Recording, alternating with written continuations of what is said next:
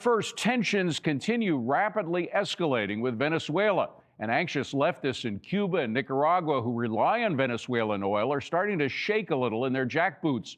Joining me now is Florida Congresswoman Maria Elvira Salazar. She's a member of the House Foreign Affairs Committee. Great to see you, Congresswoman. Thanks so much for being here. Thank you. The U.S. has just pleasure. designated the Maduro regime, essentially because of their association with this group, a foreign terrorist organization. That is big news. That kind of puts Maduro, correct me if I'm wrong, but doesn't it put Maduro in the same category as former Panamanian dictator Noriega, who the U.S. went in and got and changed that regime? Correct, and thank you for the opportunity. Not only Noriega in 1989, but Osama bin Laden. So starting at midnight tonight, Nicolas Maduro and his gang is officially a terrorist organization, and he is the head of a terrorist organization, which according to our United States laws puts him right in the crosshairs. We can take him out, we can extradite him, or we can go in and try to finish his regime. So good news for the Venezuelans who have been waiting for years to be liberated, and very good news for the American economy, which I'll explain to you why this is a #1 goal for this administration from the economic standpoint. But there are some Americans. I mean, I would love to see a change in government. My wife's from Nicaragua. We know how terribly the dictators there rely on Venezuelan oil. But at the same time, a lot of Americans don't want actual U.S. participation in regime change in Venezuela. They would much prefer the Venezuelans to do it on their own. Do you think the pressure that Maduro has received will force him to leave on his own?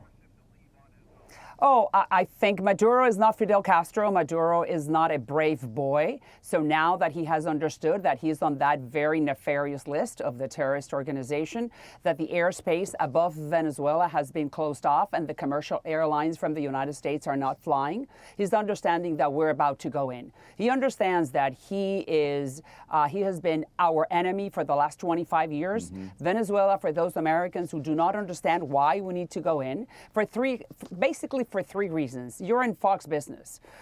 Venezuela, for the American oil companies, will be a field day because it will be more than $1 trillion in economic activity. American companies can go in and fix all the oil pipe, the whole oil rigs, and everything that has to do with the Venezuelan petroleum companies, or everything that has to do with oil and the derivatives. Number two, Venezuela has been the launching pad, the hub for our enemies, the Iranian, Hezbollah, Hamas, the Cubans, the Nicaraguans, people that hate the United States, and the only thing they want to do is do harm to us and to our young Americans. And number three, he is the head of the Sons Cartel, which is one of the transnational criminal organizations. In 2020, Nicolas Maduro was indicted by a federal grand jury for drug trafficking, and he is the head of the Sons Cartel. So right there, the economy, security, and politically speaking, we're going to be doing a favor to us, to our children, to our economy, to our oil companies, to be able to liberate, and to the Venezuelans that they do want to be free. Well, no doubt it's going to be good for Venezuela to be rid of this guy and the regime. But again, you use the phrase when we go in. What exactly does that mean? I mean, for example, the military in Venezuela, even though they're paid hoodlums for the most part, they still may be willing to fight to hold on to power. I mean, what happens if they don't leave peacefully? I don't think they're going to, because last year, the Venezuelans under Maria Corina Machado and the opposition forces, they held elections, presidential elections. And those elections reflected and they showed that 80% of the Venezuelans, including the military, voted against the Maduro regime. So we know, we have information that maybe the top echelon of the military forces in Venezuela may be with Maduro, and they're going to flee with him. But the middle and lower ranks are with the opposition. We're talking about that this is going to be very similar to Panama. That I was there. I was a news reporter, and I remember when the Marines were too. walking in, Yeah. and the Panamanian girls were asking them to marry them. Yeah, So yeah. I think it's very similar. Yeah, no, You know, I you remember remember. well. I was there in just after it kind of bled into 1990. It started in late December of 1989, bled into 1990, and I went in January, and it was remarkable how receptive the Panamanians were to the change, and it's been a relatively peaceful country since. But the transition. Correct. I mean, Maria is a wonderful woman, the opposition leader. She's fantastic. But how will that transition take place? Will there be a snap election after he flees, or what? Well, she has and I have spoken to her extensively. They have a 100-day plan that they have shared with the White House. They are prepared. She knows what she's doing. I mean, they have been at this for 25 years. Like I said, 90% of the Venezuelan people, plus the 8 million Venezuelans who have fled, they want to come back. This is going to be a very major success and a success story, not only for them, but for us. And I salute President Trump for having the fortitude, the courage, the political vision to be doing this, because Maduro is the head of a transnational criminal organization. Yeah. Maduro is not the legitimate president of the country. So we're not invading a sovereign country that has a free and fair elected democratic president. No, this guy is a thug, and he's good friends with Hezbollah. They are giving uranium to Hamas and to Iran and to North Korea and to Cuba and to Nicaragua. Come on, it's time for the United States to do what we need to do. And thank God that Trump is doing it. And I'm telling you that these people, the Venezuelans, have the largest reserves of oil in the world, more than Saudi Arabia. We're talking about this is going to be a windfall for us when it comes to fossil fuels. Well, and again, it's the actual transition that a lot of Americans are a little wary about because of the fact that regime change always has unintended consequences. Getting rid of this regime it's clear it's going to be good for Americans. And the main thing we talked about at the beginning is the rest of Latin America. I mean, Cuba and Nicaragua is filled with people who hate the regime, who want change, and without that Venezuelan lifeline to Venezuelan oil, those regimes will probably fall. Plus, there is an anti-socialist revolution happening in Latin America. We're going to have a democratic regime change in Chile. Petro in Colombia is about to go. I mean, there are a lot of leftists. Bolivia had a change, kicking the leftists out. So we could see a very free market-oriented entire Latin American continent beneath us, and that would be a boon for the United States. Quick last word. And it will be. And I've introduced, now that you say that, I've introduced legislation called the Americas Act.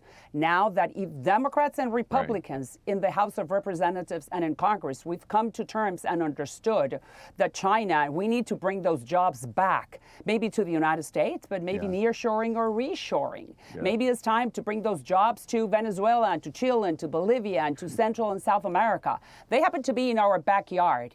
If the Western Hemisphere prospers, we prosper. It's time, and I salute President Trump once again, because he's looking back, he's looking in our hemisphere. And you just said it beautifully. Latin Americans are repudiating socialism. Why? Because they have lived it. I mean, I'm the daughter of political refugees. Cuba, you just said it. Cuba receives 100,000 barrels of oil for free from Venezuela just to stay alive, just to have the lights, just to have to be able to breathe for a little while during the day, because by the way, Cuba has no oil. I have to mention that's why this will go. Your resolution against socialism was a repudiation by the United States Congress, and not just Republicans. You had about a 50-50 divide. There were a lot of Democrats, I think close to 90 Democrats, who voted along with you in condemning the notion of socialism as anything but a disaster for those who adopt it.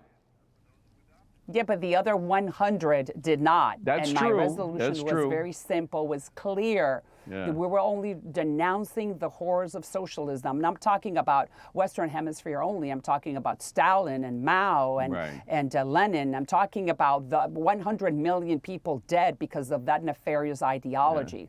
And that 100 members of the Democratic Party in the United States Congress at the federal level did not dare to repudiate the Right. horrors of socialism. What does that tell you? That Well, they may agree with I it? prefer to So look on the positive side of this, Congresswoman, that, Okay, that in good. fact, half of Good. the Democrats are not willing to go down that socialist route, because it's looked for the past couple of months like a majority were, but it's not quite a majority. It's just barely a majority that are willing to go down that route. In We have this case, quick last word, no, very quickly. This case, I am not willing to give them the benefit of the doubt. Okay, Do you know why? I figured. Because unfortunately, in every political organization throughout history, Yeah. French Revolution, the Iranian Revolution, the Sandinista Revolution, unfortunately, when you have such an active left wing, that will always eat up Yeah. the middle and the more conservatives. And Yeah. that is what my big fear within the Democratic Party. Be careful that very, very active left-wing side of the party will eat up everybody else. Believe me, we're aware of it here in New York City after what just happened in the election a couple of weeks ago. Congresswoman, great to see you. Thank you so much for being here. Really appreciate it. My pleasure. Thank you for the opportunity. Absolutely.